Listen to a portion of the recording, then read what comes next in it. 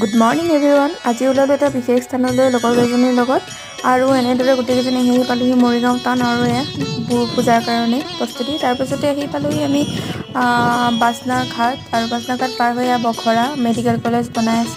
তাৰপিছতে আহি পালোহি আমাৰ গন্তব্যস্থান আৰু চাইকেলকেইখন পাৰ্কিং কৰি থৈ আমি ওপৰলৈ এনেদৰে উঠি আহি আছোঁ। তাৰপাছতে 242টা আমি চিৰি যাব লাগিব ওপৰলৈ। তাৰপিছতে আহি পালোহি মন্দিৰ আৰু মন্দিৰৰ ভিতৰতে সেৱা কৰি ল'লোঁ আৰু তাৰ পাছতে আমি মন্দিৰত সেৱা কৰি আহিলোঁ তললৈ আৰু বহিলোঁ ভাং খাবলৈ নহয় চাহ খাবলৈ।